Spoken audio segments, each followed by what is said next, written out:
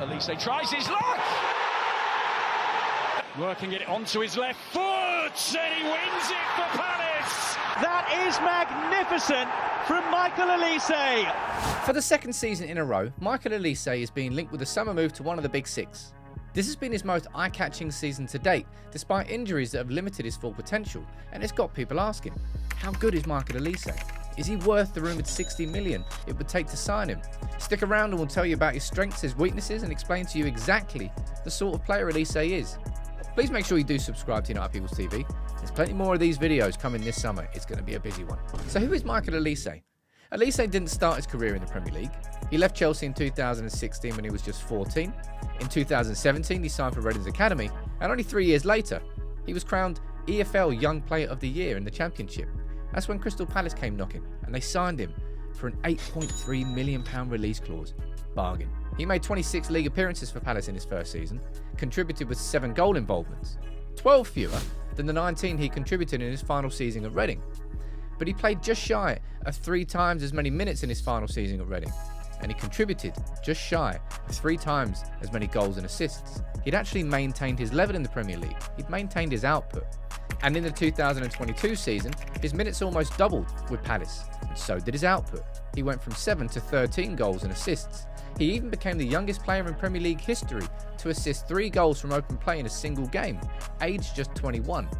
He was heavily linked with move to Chelsea and City, but ended up staying at Palace and signing a new contract. Right, we're going to start with Michael Olise, turned down the chance to join Chelsea. This season, his output has skyrocketed. 9 goals and 4 assists. It's less than his combined goals and assists from last season. That's true. But due to injury, Olise has played less than half as many minutes and made 20 fewer appearances. There's no other way of putting it. His goal and assist output per 90 this season has been elite. Of players who have played in 15 or more games this season, only Haaland, Palmer and De Bruyne have performed better. Another area in which Olise has excelled this season is chance creation. Despite his assists being way down compared to last year, he's still creating a lot of chances. Once again, Olise is right up there with the very best when it comes to his shot creating actions per 90. And it's important to point out, he's been playing for Palace, a team who are far from a possession team, no doubt improving under Glasner, as their form has shown towards the end of this season. But it makes you wonder, how good could he be in a ball-dominant team? When it comes to his strengths, Olise is a creative winger. As we've shown, he's a creative force. And a weapon Olise is perhaps most well known for is his crossing. He crosses the ball a lot. But crucially, he does it well. He's a centre-forward's dream. He has a variety of crosses in his locker. In-swinging, almost floated crosses to the far post. Pinpoint precision crosses to a teammate in space. But the most impressive and dangerous ones are the flat crosses. The lack of time the ball spends looping in the air discourages the goalkeeper from attempting to come and claim it, leaves him rooted to the line. Olise has minimal backlift when crossing the ball, which means he can pull the trigger quickly, and it makes it harder for defenders to block them. While Olise does prefer to cut inside onto his left, he's also capable of going outside on the right and whipping right-footed crosses in across goal. And his ability to cross the ball in a variety of ways at a high level makes him an excellent weapon to use against a team that's playing a low block.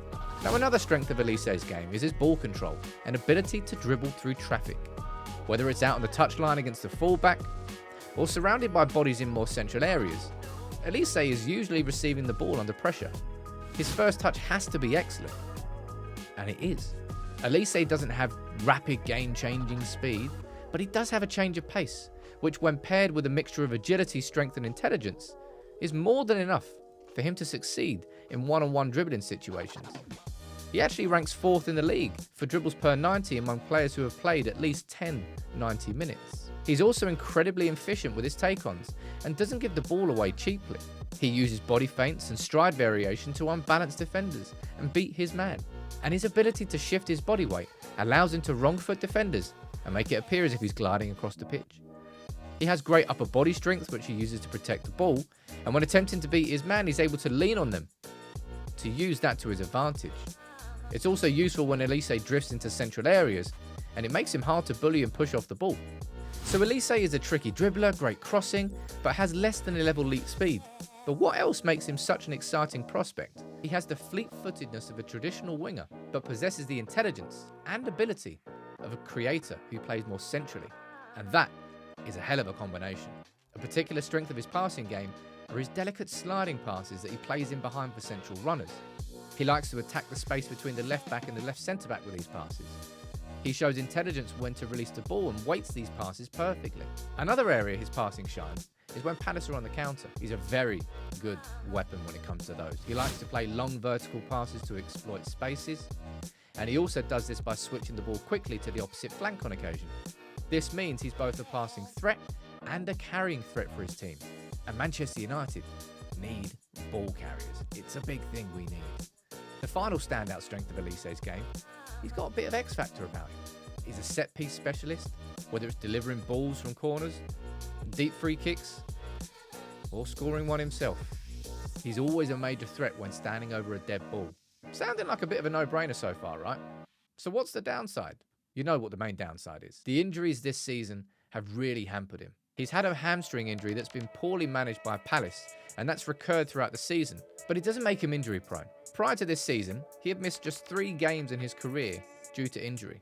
He's had a bad one this season, but with the right management, it shouldn't be something that reoccurs.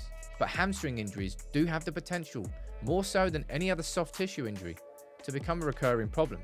So it's something that does need to be carefully considered and monitored. So the $1 million question, I suppose the £60 million question, is Michael Olise worth it? Should he be someone that United, or maybe someone else in the top 6, go after?